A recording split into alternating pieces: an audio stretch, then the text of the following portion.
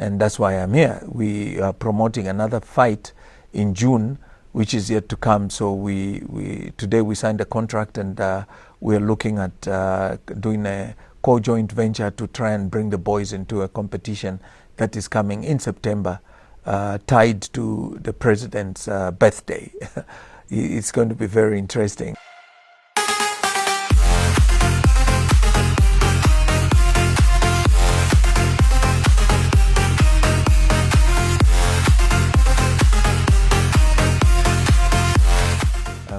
I'm a boxing trainer, and I run a boxing academy. And I'm called Coach Kevin. My name's Kevin Situmbeko. Okay, so just give us a brief overview of what boxing is like from the nation that you're hailing from, which is Zambia. Boxing, an overview of boxing is we're doing very well in our boxing. We've produced best top boxers in the world. We've had Sandamuti, Chamchiteole, we've had Lot Mwale, we've had Esther. We got good boxers that really have a record that you can reckon with as of date. I come from a boxing background. I grew up in a military cantonment, and I started training when I was quite very young. Even at my older age, up to date, I train my boxers very well. I give them the hardest training physique. All boxers that have gone through my hands, I think they're doing very well this time around. And just a brief background of what you've done in life. Have you been a boxer yourself? I mean, to say to I am a boxer, and from a competitive level, I've done quite very hard kumite, I would call it, highly competitive fights. So it's not something that we'll talk about, that I've walked around and swung a belt in front of thousands of boxers. In our time, we did boxing to defend ourselves when we were growing up, and in the cantonment where I grew up, that's where all the best boxers were training from. So it's part of me, it's part of my blood. I feel I'm spirited to help anybody who wants to be a world champion. You're in Zimbabwe right now. What brings you to this side of the world? What brings me to this side of the world? Quite an interesting question. It's the ties that we have, that we've gone into a joint venture of a global training program that is running in the region with very good sponsors from the US and UK. We've gotten a very good link of financial support. So we thought we would do a collaboration with Delta, and Delta has performed very well. We had a fight last week with two boxers that I'm backing up. Joshua did perform very well, classic boxer, and we had Mudenda also, who did very well. He's coming from across Falls Town, which is like Livingstone to me. It's my second. I can cross into Livingstone without any documents. It's Zimbabwe, but it's our second home. So the boy has been on our training camp from time to time, and that's why I'm here. We are promoting another fight in June, which is yet to come. So today we signed a contract, and we're looking at doing a co-joint venture to try and bring the boys into a competition that is coming in September, tied to the president's birthday. It's going to be very interesting. And we did an independence bout, and we have one which is coming in June. Dates are not yet confirmed. Our sponsors have already said that the boxers that we're selecting, we have Malone, we have Chihiro, something like that. Very good boxer. We have Kudakwashi. She's fighting with a Russian. Joshua is doing an interim fight. The other one is fighting in Tanzania. So end of May, April, we have a fight in Tanzania. All the boxers are coming, and we could be doing a camp. We've got sponsors that are willingly giving us a camp for 1 month in the UK. So we've really got a calendar that is looking very, very well. I see that there's a lot of activities that's really happening. Looking at the sport of boxing in this Southern African region, in your own opinion, what do you think needs to be done to complement all these efforts that you're putting on the ground to grow the sport, and so that we have lots of champions, people that will be able to go and compete on the world stage competitively?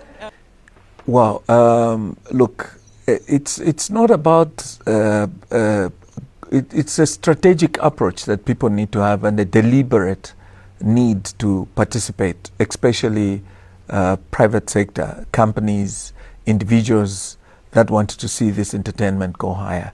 It's got a very good portion of fiscal tied to it. Boxers, I mean, I'll give you an example of living boxers.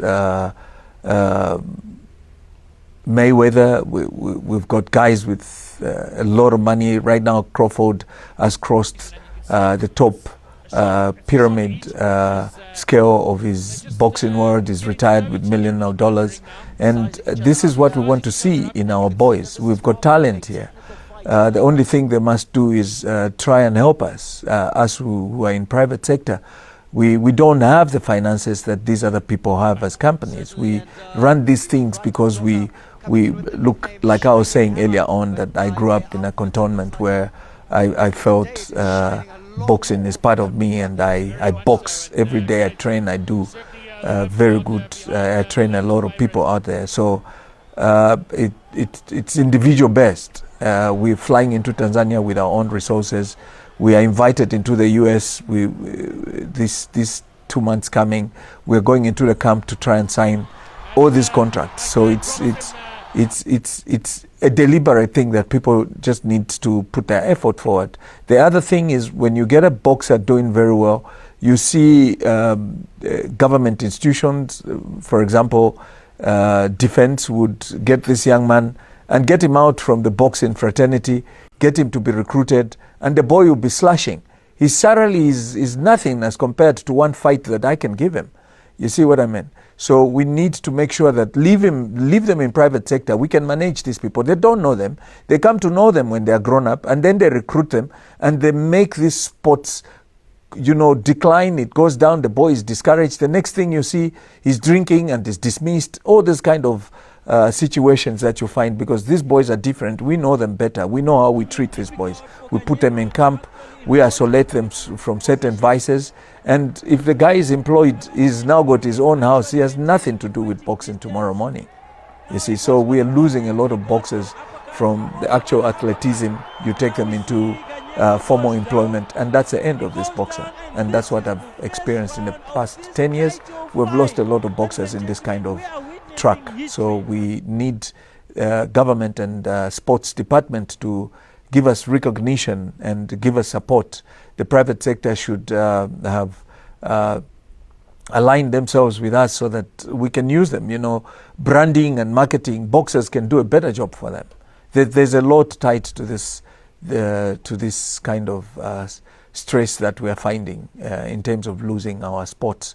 So we really appeal to government and appeal to private sector that they should come on board, recognize institutions that have got a heart and people that are really on the back of this sport.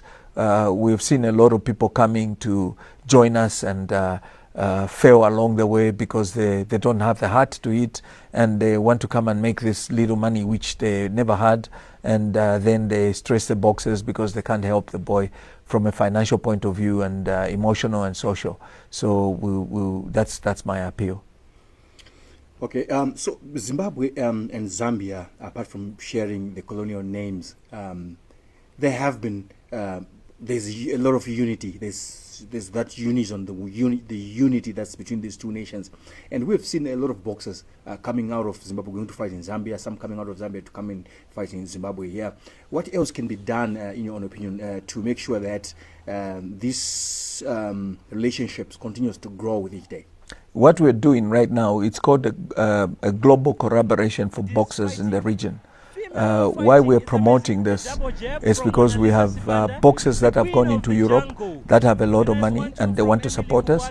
The only way we can do it is not, it won't be good to only support Zimbabwe. That has been my my lobbying to make sure that this global fund is streamlined to the region, because we've been doing it. We've had Malawian boxers fighting in Zambia, we've had Congolese fighting in Congo, into Zambia, and Zambia into Zimbabwe. So this circuit itself is quite impressive, and we've done it for a long period of time. Now that there's a fund allocated to this, we want government to be with us so that we can support it, so that it betterments our regional relationship, a part of the Barato network that we have already. Look, like I was saying, the boy is in Falls Town. I'm educating him in Zambia, and I paid his fees, and he did his debut here in Zimbabwe. He's Zimbabwean, but he's fighting under the boxing academy in Zambia. So this is what we have to do. I mean, if you go to the USA, you got Mexicans who are fighting in the US. Beno Davis is fighting in the US. We've got Canelo, all these guys. And that's what the Americans are doing. They're utilizing this relationship and border boundaries to build this network. And resources have been built. You know, we can reach a high scale of income to promote these kind of relationships. Now, Coach Kevin, boxing is a high-budget sport. We've seen that when people fight in Dubai, there in Abu Dhabi, those Wilder, those Anthony Joshua fights, those Tyson Fury fights. These are high-budget, bouts and fights, events, if you ask me. What do you think needs to be done for us also here in this part of Africa to realize just a little bit of that this sport here becomes a very commercial sport that has also big money moving, and so that our boxers, our coaches, the whole ecosystem of boxing is well taken care of? What do you think needs to be done? What we've done is we've increased the boxing pace rates. We are negotiating right now. The problem we have is the boxing boards that we have. They come to get engaged at the end. Right now we are signing contracts, we are speaking to people with resources, and at the day when we want to commence these particular bouts, you see them coming, because they are the ones that regulate us. We one day backslide. We don't want to go into antagonism, but what it is why you are finding boxers now supporting themselves is because they get money, and they now start promoting themselves. They understand that it's got money. So what your question really, it comes and boils down to one critical thing. Finances can be built from a boxer. The same boxer can generate income. Now we have several other streams of making money out of boxing. It's not only gettings, but we have several other, with Netflix, and we've got a lot of ways of making money. So we know too well that the boxers that we have right now, in the next few years, for you to come and put your branding on top of his jacket or his ring, you have to pay a lot of money. So you have to come now, or just never participate, or just on the billboard. If the guy sits there for a month, you have to pay a lot of money. And that's why for some of us that realize that it's got money, we are in this game and we understand it's got money. There's no problem. The problem we have is we're just not getting the actual support from government. In these other countries, you can see in Dubai, the prince has done a deliberate move to just inject as much money as possible.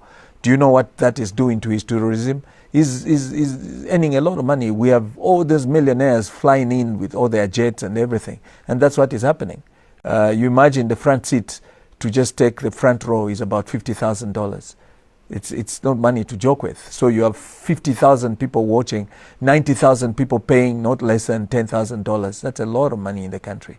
So we need to do this. We need sport auditoriums. We need to have training centers. We need certified coaches so that we can get to the top of this thing. We need doctors. We need nutritionists to make sure that our boxers are ready for these highly competitive fights abroad. And lastly, would you like to just shed a bit of more light on the upcoming bouts you mentioned, the two bouts, the one in June, that's Zambia, hey? And then the one in September, which is in Zimbabwe. Just shed a bit of more light on that. In fact, what we've done is we are not having any fights dates as confirmed. We have one of our sponsors who's based in the US. who's ready to come is the one who's going to choose selective dates. But what we want to do is to prepare our boxers because Kuda is here, we have Marlon here, we have Joshua in Zambia, we have the Tanzanian interim champion.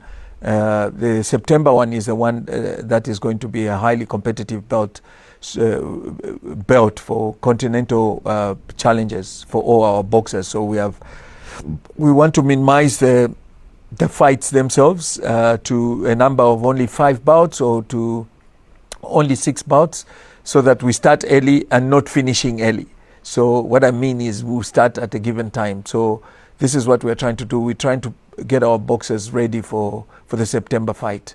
So we can't name their names because our matches are ready already, but I've given you the fighters that we are putting online. Oh, thank you so much. What would be your last words to the young boxers, people that are just starting their career, that are still, in the early stages of their career? Just a bit of advice from a veteran like you. Yeah. Wow. The best I can tell my boys is, my boys and girls is, the younger you are, the better. Boxing is not a sport you can start at an older age. The punches are really painful. I want you to be ready. Prepare yourself. We are here to support you. Stay away from drugs. Stay away from alcohol. In Galatians it says, in your silence and in your peace, that's where your harmony is. And I would like to wish you all the best. You can find us. You can reach us at all given times. You can log on to our site, Grayson Academy. You can call on us. We're all over on the media sites. We've got a following of so many people. Our grammage is quite big. So I wish you all the best. Please come and join us at any given time. This is the best sport. You can make your money soon. You'll be in your own jet and you'll be happy because nobody's going to come to knock on your door when you're doing the right thing. And that's what life is all about. Comfort, conscience, and peace is all we want. Alhamdulillah, and God be with you.